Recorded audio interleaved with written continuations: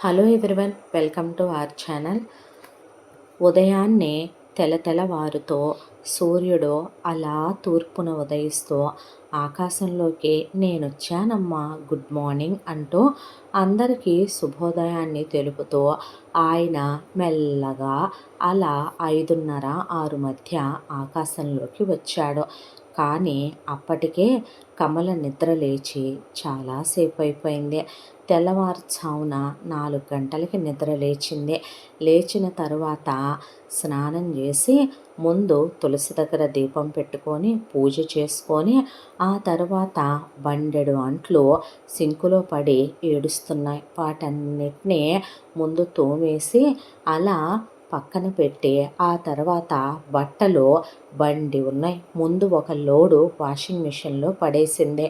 ఈలోపు చీపిరికి పని చెప్దామని చెప్పి ముందు బయట వీధి గుమ్మాన్ని ఊడ్చేసి కాస్త నీళ్లు చిలకరించి ముగ్గు కర్ర గీసి ఆ రోజు శుక్రవారం కావటాన పసుపు కుంకుమ వేసి ఒక పువ్వు పెట్టి లోపలికి వచ్చి ఇల్లంతా ఊడ్చి మాప్ పెట్టుకొచ్చుకుంది. అలా అయిపోయిందో లేదో అలసటగా అనిపించింది ప్రాణం. తన వయసేమైనా ఇప్పుడు కాస్త కూస్తా 50 దాటిపోయాయే. శరీరం అలసిపోయింది. నిజం చెప్పాలంటే విశ్రాంతిని కోరుకుంటోంది. అలసటతో ఎందుకో ఈ మధ్య బాగా నీరసంగా అనిపిస్తోంది. అలా ఉదయాన్నే పరగడుపుతో వేసుకోవాల్సిన థైరాయిడ్ మాత్ర వేసుకొని కాసిని మంచినీళ్ళు తాగింది. నీరసంగా అనిపించింది. లేచి కాసిని ఓ గుక్కెడు కాఫీ కలుపుకుందామన్నా ఒంట్లో సత్తువ రాలేదు. ఇంకా ఇంట్లో వాళ్ళెవ్వరూ నిద్రలేవలేదు. తనే మెల్లగా ఓపిక తెచ్చుకొని అప్పుడే పాలవాడు న్యూస్ పేపర్ వాడు వచ్చి న్యూస్ పేపరు పాల ప్యాకెట్లు వేసి వెళితే ఆ ప్యాకెట్లు ఇంట్లోకి తీసుకొచ్చి ఆ పాల ప్యాకెట్లు పొయ్యి మీద పెట్టి ముందు ఒక గుక్కెడు కాఫీ కలుపుకొని పొట్లో పోసుకుంది. కాస్త ప్రాణం చేరుకున్నట్టుగా అనిపించింది. ఆ తర్వాత ఇక ఇంట్లో వాళ్ళందరూ లేచే సమయం అయిందని ఏంటో ఉడుకులు పరుగుల మీద గడియారం గిరగిరా తిరిగిపోతున్నట్టు కనిపించింది కళ్ళకి. దాంతో గబగబా ముందు బయటికి వెళ్ళి తల చిక్కు తీసేసుకొని అలా దూలముడి వేసేసుకొని ఒక పువ్వు గుచ్చుకుంది. ఆ తర్వాత హడావిడిగా లోపలికి వచ్చి ఫ్రిడ్జ్లో పెట్టున్న పిండ్లు తీసింది. ఈరోజు టిఫిన్లు ఏమనుకున్నానబ్బా రాత్రి మర్చిపోయాను. ఈయనేమో ఈరోజు పెసరట్టు ఉప్మా అడిగాడు. దానికి తోడు కూతురేమో ఆల్రెడీ సాంబార్ ఇడ్లీ ఆర్డర్ వేసింది. అల్లుడికి పూడి కూర చెయ్యాలి. అమ్మా అనుకొని ఇక ఓపిక తెచ్చుకొని మరీ గబగబా వంటగదిలోకి వెళ్ళింది.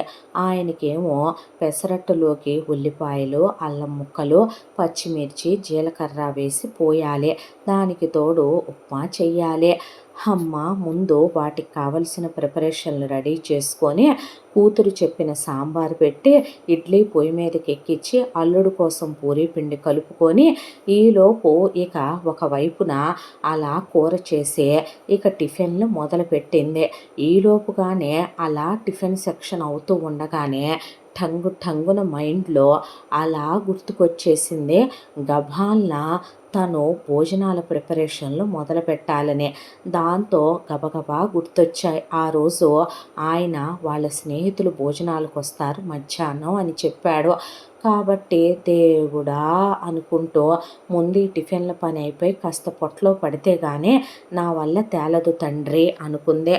అనుకున్న తర్వాత ఈలోపు ఇక నాయన దేవుడా తండ్రి అనుకుంటూ ఈ పనులన్నీ పూర్తి చేసేలోపు కూతురు తీరుబడిగా నిద్రలేచి అమ్మ బెడ్ కాఫీ అనుకుంటూ కేకలు పెట్టేపాటికి పరిగెత్తుకుంటూ కూతురు కోసం కాఫీ, అల్లుడు కోసమేమో గ్రీన్ టీ, ఆయన కోసమేమో ఒకవైపున చిక్కటి కాఫీ కలుపుకొని కూతురు పిల్లలు ఇద్దరికీ కూడాను గబగబా ముందు ఇద్దరికి వాళ్ళకి కావలసిన బూస్టు, హార్లిక్స్ కలిపి ఇచ్చేసింది.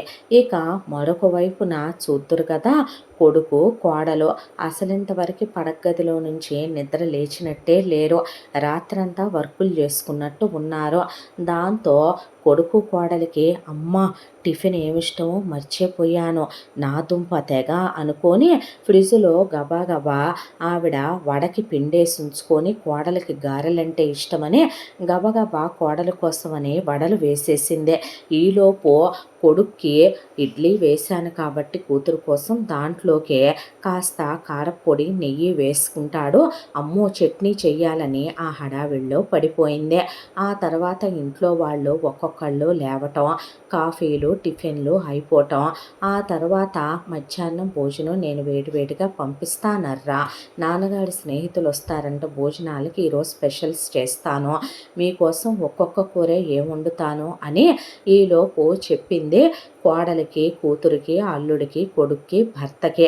సరేనన్నారు వాళ్ళు. ఈలోపు పిల్లలు నానమ్మ నిద్దరు, అమ్మమ్మ నిద్ర లేస్తే వాళ్ళకి కాలకృత్యాలు తీర్పించి ముడ్డి మూతి కడిగి బ్రష్లు చేయించి స్నానాలు చేయించి ఆ తర్వాత వాళ్ళకి టిఫిన్లు పెట్టి బ్రేకులు పెట్టి ఆ తర్వాత వాళ్ళ హోంవర్క్ బుక్స్ అన్నీ సర్ది డైరీలన్నీ చెక్ చేసి వాళ్ళ అమ్మలు ఎటు పెట్టరు కాబట్టి తనే సైన్ చేసి ఇద్దరికి వేరు వేరు స్కూల్ బస్సులు వస్తే పిల్లలకి ఎక్కించి ముద్దులు పెట్టి టాటా బాయ్ బాయ్ చెప్పి లోపలికి పరిగెత్తుకొచ్చేలోపు రమణారావు, కమల నా బూట్లు పాలిష్ చేసావా, అమ్మ నాకు బెల్ట్ ఎక్కడ పెట్టానో కనపట్టలేదు, అత్తయ్య కాస్త నా కోసమని సాక్సులు వాష్ చేశారా అత్తయ్య, ఇస్తారా, అమ్మ నాకు ఈ చీర కుచ్చిళ్ళు కుదరట్లేదు అత్తయ్య కాస్త నాకు జడేసి పెట్టరా ఈరోజు, అమ్మ నా గులాబీ పూలు కొయ్యవే అత్తయ్య, నా కోసం మల్లెపూలు ఉంచారా నిన్న.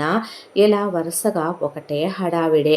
వాళ్ళందరికీ కావలసినవి సమకూర్చే ముందు వాళ్ళని ఇల్లు దాటిచ్చింది. ఒకళ్ళ తర్వాత ఒకళ్ళు, కొడుకు కోళ్ళు ఒక కారులో, కూతురు అల్లుడు ఒక కారులో వెళ్ళిపోయారు ఆఫీసులకి. మొగుడు ఆయన కారులో ఆయన వెళ్ళిపోయాడు గవర్నమెంట్ ఆఫీస్కే.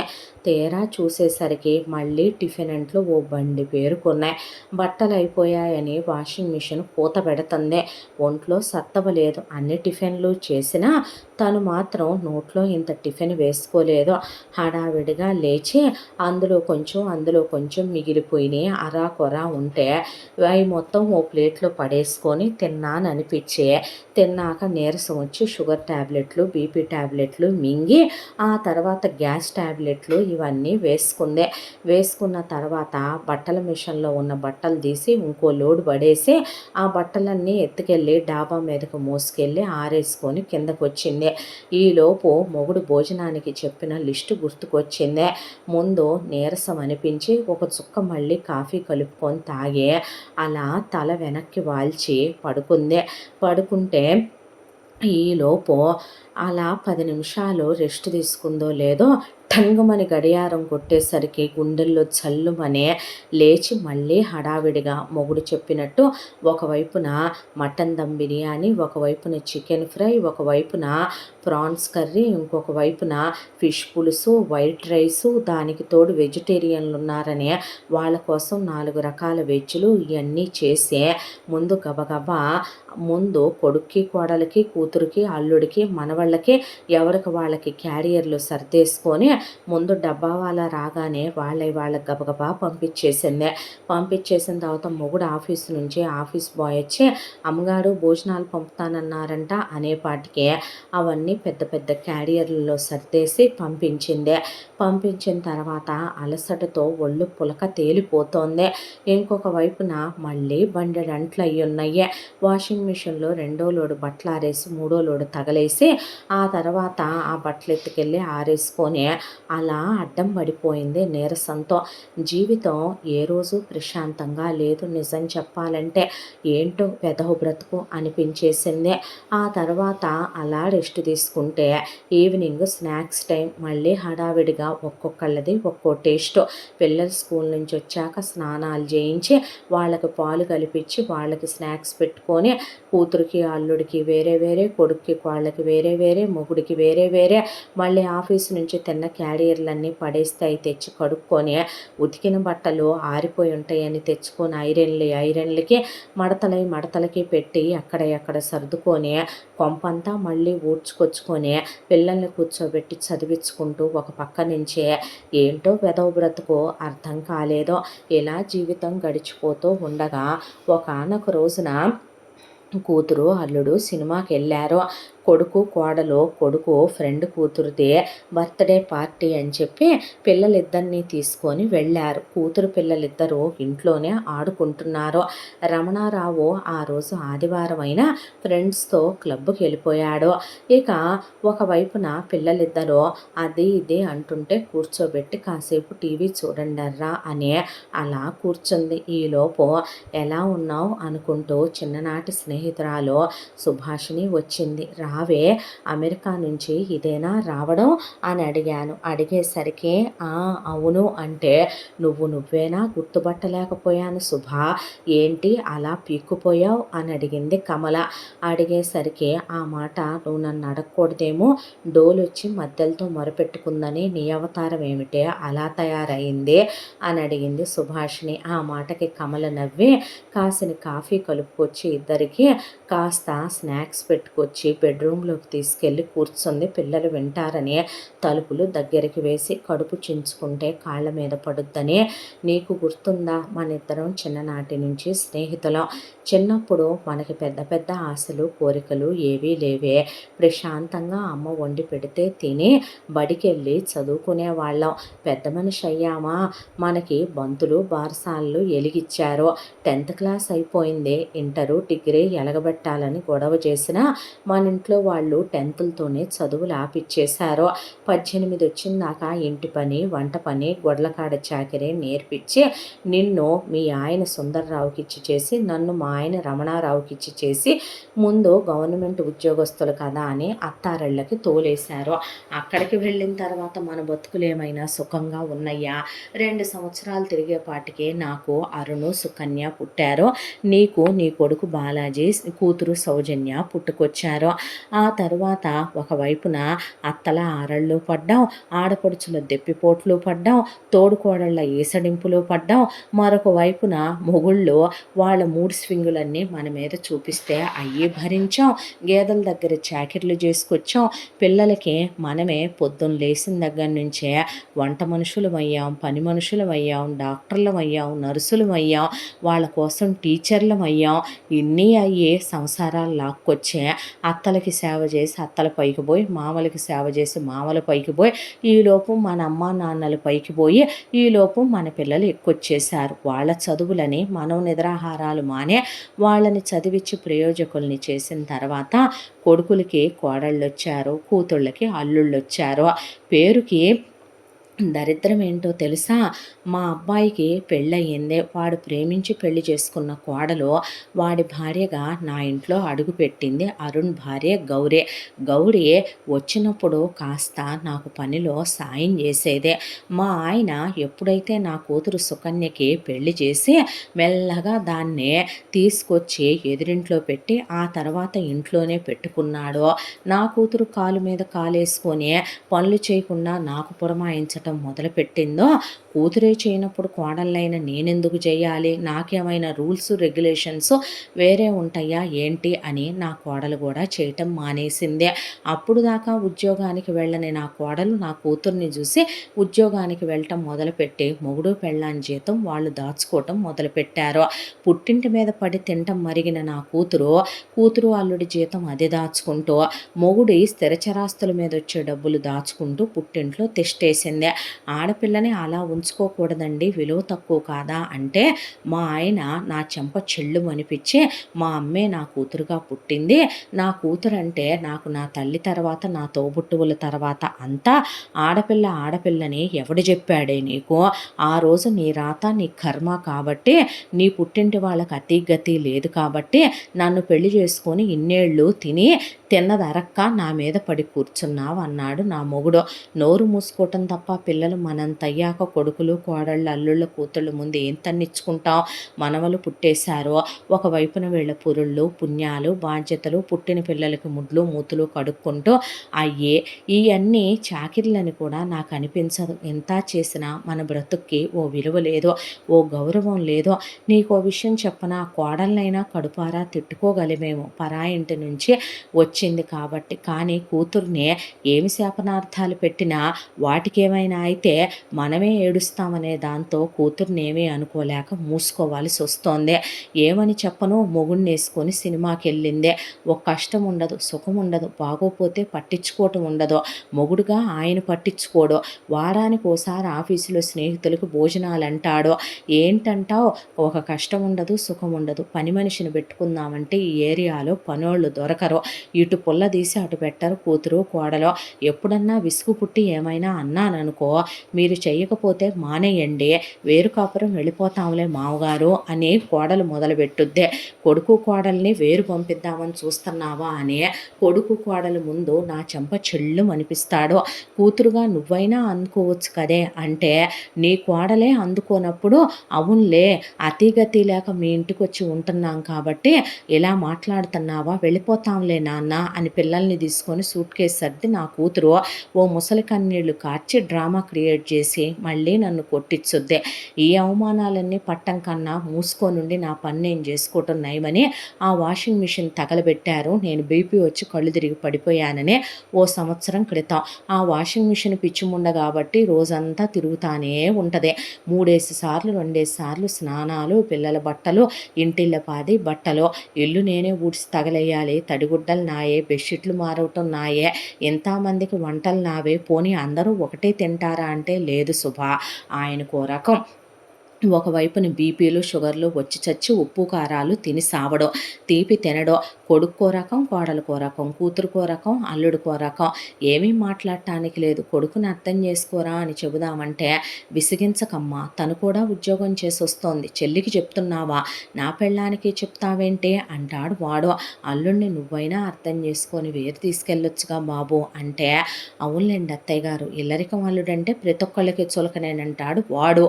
ఏం మాట్లాడగలనమ్మా, కడుపు చించుకుంటే కాళ్ళ మీద పడుద్దని కట్టుకున్నోడు మనోడు కాని ప్రతి ఆడదాని నరకాలు ఇలాగే ఉంటాయి. పాపం చేసుకుంటే పుడతారే ఇలాంటి పిల్లలు. ఇలాంటి వాళ్ళని కంఠం కన్నా గొడ్డుమొద్ద నవ్వలేదని రోజుకు 100 సార్లు అనుకుంటాను తెలుసా శుభా అని కమల కళ్ళొత్తుకొని, మరి ఇంత చాకిరి చేస్తే ఎండిపోక అలిసిపోక ఏమవుతానే, ఒకవైపున షుగరు, బీపీ, నీరసం, నరాల వీక్నెస్ వచ్చింది. ఎన్ని మాత్రలు మింగుతున్నానో నాకే తెలియట్లేదు. ఏది ఏమైనా ఈ బొమ్మ ఆడినంత కాలం సాగుబాటులో, తర్వాత వీళ్ళ గతి కుక్కల పడదనుకోవటం తప్ప నేను చేయగలిగింది ఏముందమ్మా అనేసి కూర్చొని, నీకేమైందే అందే. అనేసరికి సుభాషిణి, నీ గోడు ఇదే, నా గోడు మరొక రకమైన గోడు. పిల్లలు పెరిగి పెద్దవాళ్ళయ్యారులే అనుకున్న తర్వాత కొడుక్కి ఇక్కడే ఉద్యోగం వచ్చింది. కోడలు ఉద్యోగం చేసే పిల్లనే ప్రేమించి పెళ్లి చేసుకున్నాడు, క్లాస్మేట్నే.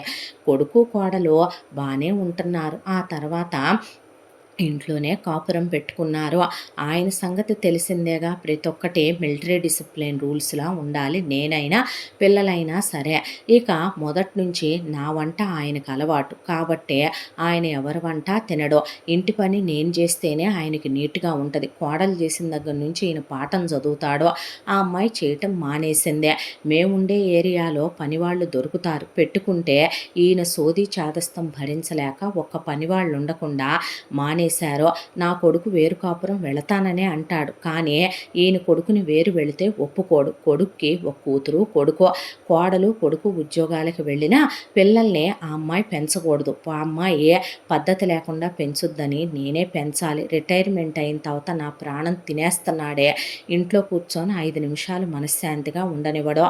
పోనీ నా కూతురు దరిద్రపదేమన్నా ఇదే అంటే, ఆ ముదృష్టపదే అమెరికా సంబంధం ఇచ్చి చేశాడు నా మొగుడు.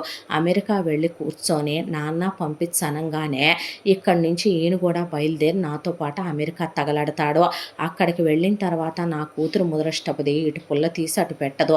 దానికి కడుపు అంటే సేవలు చేసి, కన్నాక దానికి సేవలు చేసి, దాని పిల్లలకి సేవలు చేసి, దాని ఇంట్లో నానా గొడ్డు షాకిరీ చేసి అక్కడో సంవత్సరం తగలడి వచ్చేలోపు మళ్ళీ కడుపు అందే. మళ్ళీ వెళితే అది ముందు కన్నోళ్ళని నా మొహాన పడేసి వాళ్ళని పెంచమంది. ఆ తర్వాత రెండో కానుపయ్యాక వాళ్ళని పిల్లని ఓడిచ్చి పెంచుకోమని చెప్పింది. ఆ తర్వాత సంవత్సరం 6 నెలలు ఇండియాలో ఉంటే 6 నెలలు అమెరికా వెళ్ళాలి. ఇండియాలోనూ గొడ్డు చాకిరి నాదే, అమెరికాలోనూ గొడ్డు చాకిరి నాదే. ఏంటండి ఇది, వయసొచ్చే కొద్దీ మీరన్నా అర్థం చేసుకోవద్దా అంటే, నీ మొగుడు నిన్ను ఇలా కొడతాడు, నా మొగుడు అందరినీ పిలిచి పంచాయతీలు పెట్టి నేను బరితెగించిపోయానని మొగుడికి ఎదురు సమాధానాలు చెప్తున్నానని, ఈ వయసులో నాకు పిదబుద్ధులు పుట్టినాయని, ఈ వయసులో పిల్లలకి నేను చేసి పెట్టాలంటే నొప్పులు పడుతున్నానని, మరి ఎందుకు పెళ్లి చేశారు మీ అమ్మాయికని మా అన్నయ్యల్ని పట్టుకొని, మొగుడికి పిల్లలకి చేయదంట మీ చెల్లెలు, మరి ఎవడికి చేసుద్దో కనుక్కోండని వాళ్ళని పట్టుకోనంటే తలేడబెట్టుకోవాలో అర్థం కాక, ఎందుకీ దరిద్రపు కర్మమ్మ అని వాళ్ళు ఆ దరిద్రుడితో నెట్టుకుపోక తప్పుద్దా నీకు, నీ పిల్లలే నిన్ను అర్థం చేసుకున్నప్పుడు ఎవడు అర్థం చేసుకుంటాడు అనేసి వెళ్ళారు వాళ్ళు. కోడలు ఫస్ట్లో ఈయననే మాటలు పట్టించుకొని బాధపడేదే. ఆ తర్వాత నేను చేసిన మావయ్య గారికి నచ్చదుగా అత్తయ్య, మీరే చేసుకోండి అసలు పట్టించుకోవటం మానేసింది.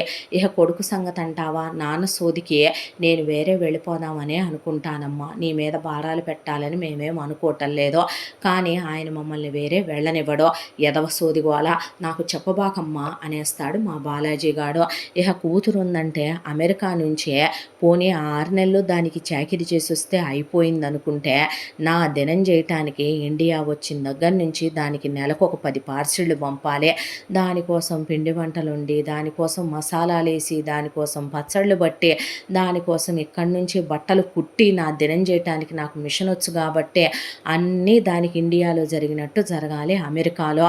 కూతురంటే నా మొగుడికి తెగ కారిపోద్ది కాబట్టి నా కూతురు నా బంగారం అమెరికా అల్లుడు, నా కూతురు నా బంగారం అమెరికా అల్లుడు, వెళ్ళినప్పుడు అల్లుడితో చెబుదాంలే కనీసం వింటాడేమో అని అనుకుంటే, అంటే ఏంటత్తయ్య గారు మీరనేదే, మాకు అతిగతి లేకుండా మిమ్మల్ని వచ్చి చేయమనమంటున్నామా ఏంటి, మీ అమ్మగారు వాళ్ళని పిలిపించుకోవచ్చుగా బాబు ఒక పురిటికైనా అన్నానని, ఆ మాటకి టికెట్స్ వేస్తాను మావగారు, మీరు వెళ్ళిపోండి, అత్తయ్య గారు ఇబ్బంది పడుతున్నట్టున్నారు, నా సచ్చినోడు నా మీద చెప్పాడు, దాంతో అమెరికాలో పడేసి బెల్టులు దిగిందాక అల్లుడు ముందు తన్నులు తిన్నాను నేను, ఏమని చెప్పుకుందాం చెప్పు, అనకూడదులే కానీ చిన్నప్పుడంతా అమ్మా నాన్నల దగ్గర సుఖం లేదు, అయిపోయిందనుకుంటే అత్తలతో ఆడపడుచులతో తోడుకోడలతో చుట్టాలు బంధువులతో సుఖాలు లేవు, అయిపోయిందిలే అనుకుంటే పిల్లలతో సుఖం లేదు, ఎదవ బతుకు, అసలు ఈ పెళ్ళిళ్ళే లేకుండా ఉంటే హాయిగా ఉండేది కాదా అమ్మా, ఏం జీవితాలు ఏంటో కానీ అసలు ఎందుకు పెళ్ళిళ్ళు చేసుకున్నాం అంటావే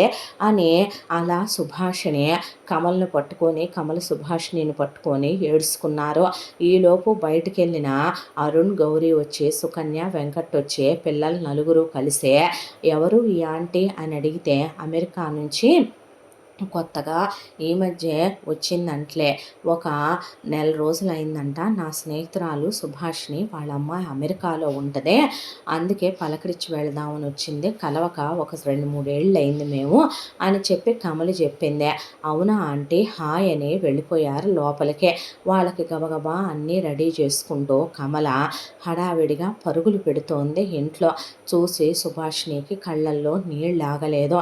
ఈలోపు నేను వెళ్ళొస్తానులే కమల అన్న తర్వాత, అలాగేనని గబగబా బొట్టు తీసుకోమని బొట్టు పెట్టి, ఇక చీర జాకెట్టు తాంబూలం ఒళ్ళో పెట్టి పంపించింది.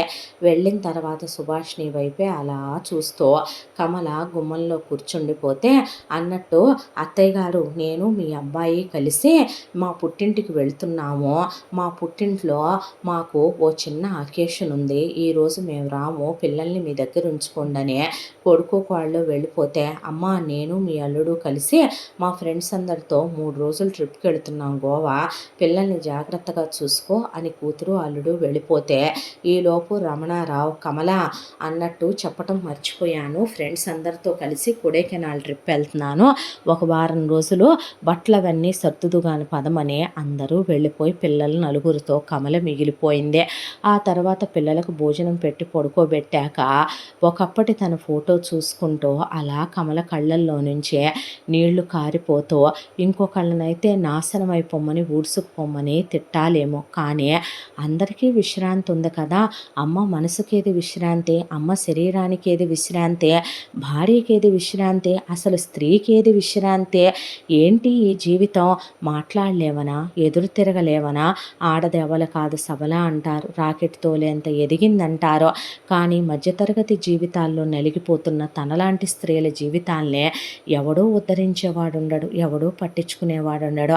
భగవంతుడా, ఏనాటికి తీరేను తండ్రి తనలాంటి వాళ్ళ కష్టాలు అని కమల అలా ఆలోచిస్తూ వాలిపోయిన కమల శాశ్వతమైన నిద్రలోకి వెళ్ళిపోయింది. ఆ తర్వాత పిల్లలు లేచి ఊపి చూస్తే లేవలేదు. పక్కింటి వాళ్ళని పిలిస్తే కమల పోయిందనే వార్త తెలిసి ఇక వరుసగా అందరూ ఊళ్ళకెళ్ళిన వాళ్ళు వచ్చారు. కమలకి అంత్యక్రియలు జరిపించారు. సుభాషిణి మొగుడిని తీసుకొని అక్కడికి వచ్చింది. ఆ తర్వాత కమల 10వ రోజున దినమైపోయిందో లేదో కొడుకు కోళ్ళు వేరే వెళ్ళిపోతాం, కూతురు అల్లుడు వేరే వెళ్ళిపోతామని పిల్లల్ని తీసుకొని వెళ్ళిపోయి రమణారావు ఒక్కడు ఇంట్లో మిగిలిపోయాడు. మిగిలిపోయి వంటమ్మాయి వండే వంటలు తినలేక, పనమ్మాయి చేసే పనులు నచ్చక, ఇంట్లో తన్ను పట్టించుకునే దిక్కు లేక రమణారావు బ్రతుకు కుక్క కన్నా హీనమైపోయింది. ఫోటోలో ఉన్న కమలని చూస్తూ ఆవురుమని ఏడవని రోజంటూ లేదో. ఆ తర్వాత ఒక రోజున గుడికెళ్ళే సుభాషిణి వచ్చి రమణారావుని అన్నయ్య గారు ఎలా ఉన్నారని ఈ కాస్త చేశాను తీసుకోండని ఇస్తే మనిషి బాగా దశలిపోయాడు. కూర్చున్న కమల్ని చూస్తూ సుభాషిణి పేలవంగా ఒక నవ్వు నవ్వింది ఆ ఫోటో వైపు. నిజంగా ఇలాంటి విశ్రాంతేనేమో కదండి మీరు మాకు ఇవ్వగలిగిందే అనేసరికి ఆవిడ వైపు నివ్వెర్రపోయి చూశాడు. పుట్టింట్లో సుఖం లేదు, భర్తను చేసుకున్నాక సుఖపడదాం అనుకుంటారు ఆడవాళ్ళు. అదేంటో మీ అమ్మలతో పడి, నాన్నలతో పడి, మీ అక్క చెల్లెళ్ళతో పడి, మీ అన్నదమ్ములతో, వాళ్ళ భార్యలతో పడి, చుట్టాలు బంధువులతో పడి, పిల్లలతో పడి, ఒక్కరోజైనా ఒంట్లో బాగుందా అని, తిన్నావా అని పలకరించడం కూడా మర్చిపోతారు అన్నయ్య గారు. చివరికి అలసిపోయిన మా ప్రాణాలు ఏ రోజు పోతాయో, పోతే ప్రశాంతంగా శాశ్వత విశ్రాంతి తీసుకోవచ్చు అనిపించి కమల పోతూ పోతూ నా దగ్గర ఇలా బాధపడిపోయింది. ఒక్కరోజన్నా మీరు దాన్ని మనసర్థం చేసుకుంటే బాగుండేదే. పిల్లల ముందు చేసుకోవటం గొప్పతనం అనుకుంటారు, కానీ ఒకటే, ఆ భార్య లేనప్పుడు మన బ్రతికేంటని ఏ మగాడు ఆలోచించడో. పెళ్ళనేది శారీరక సుఖం కోసం కాదేమో కదో, మలి వయసులో తోడు కోసమని ఎంతమంది అర్థం చేసుకుంటారండి అని ఆవిడ మాట్లాడుతూ ఉండగానే సుభాషిణి ఆవిడ పలకరించడానికి వెళ్ళింది రమణారావునని తను పలకరిద్దామని వచ్చిన సుందర్రావు అలా గుమ్మంలో నుంచొని సుభాషిణి మాటలు వింటూ స్థాణువైపోయాడు. మనసును అర్థం చేసుకోలేని మగడు ఉండి ప్రయోజనం ఏముంది చెప్పండి. పిల్లలు వాళ్ళ కాళ్ళ మీద వాళ్ళు ఆధారపడిన తర్వాత వాళ్ళ బ్రతుకులు వాళ్ళు బ్రతకగలిగిన వాళ్ళు అయ్యాక మనకంటూ ఒక విశ్రాంతి, ఒక సమయం, మనకంటూ ఒక ఏకాంతం అవసరమని అర్థం చేసుకోవాల్సింది భర్తే కదో. చివరాఖరికి కమల ఆ చాకిరీ చేయకుండా ఉండుంటే ఇవాళ భార్యగా ప్రశాంతంగా మీ పక్కన ఉండుండేదేమో. ఈ రోజున చిలకా గోరింకల్లా ఇద్దరు కూర్చొని ప్రశాంతంగా ఉండేవాళ్ళేమో కదూ. దాని గుండెలు అలిసిపోయినాయి, దాని శరీరం అలిసిపోయింది, దాని మనసు అలిసిపోయింది. దేవుడు కూడా దానికి అందుకే శాశ్వత నిద్రనిచ్చాడనే కన్నీళ్లు పెట్టుకొని సుందర్రావు పక్కకు తప్పుకున్నాక సుభాష్ని గుడికి వెళ్ళి ఆ తర్వాత గుళ్ళో అలా కూర్చుంటే సుందర్రావుకి తల తిరిగిపోయినట్టు అనిపించింది. కూతురు అమెరికా నుంచి ఇలా ఫోన్లు చేయటం, పంపమంటం, కొడుకు వాళ్ళు వేరెళ్తానన్నా తనుంచటం, భార్య మీద బాధ్యతలు పెట్టడం. ఒకప్పుడు సుభాషిణి ఎలా ఉండేదే, నిజమే, తన తల్లితో, తండ్రితో, అక్క చెల్లెళ్లతో, తోడుకోడళ్లతో, ఎంతోమందితో తను బాధలు పడింది. భర్తగా తను ఏ రోజు అర్థం చేసుకోలేదు. పైగా పిల్లల భారాలు కూడా ఆమె మీద పెట్టేసి ఆమె ఏదో రోబో అయినట్టు, యంత్రం అయినట్టు ఆమెను చేసుకుంటూ వెళ్ళిపోమంటున్నాడు. కమల పోయినట్టుగానే సుభాష్ని కూడా పోతే తన గతేంటి, తన బ్రతికేంటి, తన కొడుకు కోడలికి తన అసలు పడరు. అలాంటిది తన కొడుకు కోళ్ళు వేరెళ్ళిపోతారు, తన కూతురు తన మొహం కూడా చూడదు. ఇవాళ రమణారావు పిల్లలు వాళ్ళ దారిన వాళ్ళు వెళ్ళిపోలేదా, కమల పోగానే చేసేవాళ్ళు లేరని రేపు తన పిల్లలు కూడా అలాంటి నిర్ణయమే తీసుకుంటే వెన్నులో నుంచి వణుకొచ్చింది. దాంతో గుడికి వెళ్ళి సుభాష్ని వెళదామా అని అడిగితే వెళదామని ఆవిడింటికొచ్చిన తర్వాత, బాలాజీ నువ్వు కోడలు పిల్లల్ని తీసుకొని వేరు వెళ్ళిపోండి నాన్న అనేసరికి కొడుకు ఆశ్చర్యంగా చూశాడు. చూసేసరికి నిజమే చెప్తున్నానురా వెళ్ళండి అన్న తర్వాత వారం రోజుల్లో కొడుకు కోడలు పిల్లలతో హాయిగా వేరు కాపురం పెట్టుకున్నారు.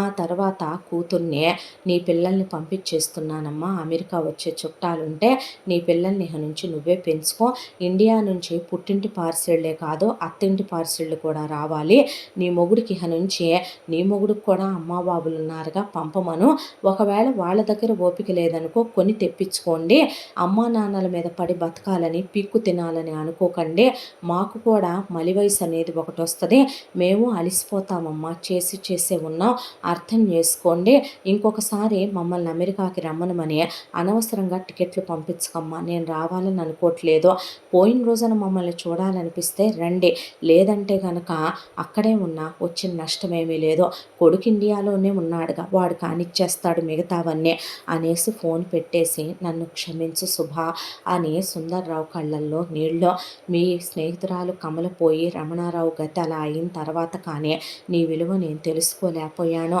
క్షమించు సుభాష్ అని సుభాష్ని చేతులు పట్టుకున్నాడు. ఇక నుంచి నువ్వు ఏ 10 రకాలు వండాల్సిన అవసరం లేదు, నీ మనసుకు నచ్చినట్టుగానే వండు, ఇక నుంచి నువ్వేమీ ఇంటి పనులు చెయ్యొద్దు, పని మనుషుల్ని పెట్టుకో, నేనెటూ రిటైర్ అయిపోయాను, నా పెన్షన్ వస్తుంది, ఈ ఇల్లు మనకుందే, మనకి స్థిరచరాస్తులు బాగానే ఉన్నాయి, మన అబ్బాయి ఏమీ మన మీద పడి బ్రతకాలనుకోవట్లేదు, ఎన్నాళ్ళు నేనే వాడిని కోడల్ని కూడా ఇబ్బంది పెట్టాను, వారానికి ఒకసారి రమ్మను, ఒక వారం వాళ్ళు వస్తారు, ఒక వారం మనం వెళ్ళొద్దాం, పిల్లల్ని చూసొద్దాం, కూతురు పిల్లల్ని స్కైప్లో చూస్తే చాలు, మనం ఇక నుంచి అమెరికా కూడా వెళ్ళక్కర్లేదు, ఒక్క టిఫిన్ చెయ్యే, నీకు నచ్చిన 2 కూరలు చెయ్యే, సాయంకాలం పూట స్నాక్స్ బయట నుంచి కొనుక్కొస్తాను, రాత్రికి ఏదైనా చపాతీయో పుల్కానో చెయ్యే, ఇక నుంచి డాక్టర్ చెకప్పులకి ఇద్దరం కలిసే వెళదాం, గుడికి కలిసే వెళదాం, ఎంతకాలం నిజం చెప్పాలంటే ఏనాడు నా చేయి పట్టుకొని అందరినీ వదిలేసి వచ్చావో నిన్నెప్పుడూ అర్థం చేసుకోలేదు, కానీ ఇప్పుడు కూడా నేను ఇంకా మనిషిగా ఉండలేదనుకో, నీకేమైనా అయితే నా బ్రతుకు అనాథ బ్రతుకైపోద్ది, తోడులేని రమణారావులా నేనుండలేను సుభాష్ని అని ఆవిడ్ని కౌగిలించుకొని చిన్నపిల్లాళ్ళ ఏడ్చేశాడు ఆయన. ఆవిడ కళ్ళల్లో ఆనంద బాష్పాలు తిరిగి పోయిన కమలను గుర్తు తెచ్చుకొని అలా కళ్ళల్లో నీళ్లు తిరిగిపోయినాయి. ఆ తర్వాత నుంచి ఆయన ఆవిడని ఇబ్బంది పెట్టడం మానేశాడు. ప్రశాంతంగా వాళ్ళ రిటైర్మెంట్ లైఫ్ వాళ్ళు దైవధ్యానం చేసుకుంటూ నచ్చినట్టుగా ఆవిడ కుట్లు అల్లికలు టీవీ చూసుకుంటూ పొద్దున పూట చక్క ప్రశాంతంగా పని వాళ్ళతో పనులు చేయించుకుంటూ ఇద్దరూ కలిసి గుళ్ళు గోపురాలు తీర్థయాత్రలకు వెళ్ళొస్తూ మధ్య మధ్యలో కొడుకు వాళ్ళు వచ్చి వెళుతూ వాళ్ళు వెళుతూ శుభ్రంగా నచ్చింది వండుకు తింటూ ఆరోగ్యంగా ప్రశాంతంగా వాళ్ళ రిటైర్మెంట్ లైఫ్ని గడపటం మొదలుపెట్టారు. భార్య మనసు శరీరం కూడా అలసిపోతాయి, అది భర్తే అర్థం చేసుకోవాలి, పిల్లలు కాదు. నిజం చెప్పాలంటే అందరికన్నా భార్య అవసరం మలి వయసులో భర్తకే ఎక్కువ, అది గుర్తించిన వాళ్ళు ఏ భార్యని శారీరకంగాను మానసికంగాను బాధ పెట్టరు, అది తెలుసుకోవాలన్నదే ఈ కథలో ఉన్న ఆంతర్యం. ఇంతటితో ఈ కథ సమాప్తం.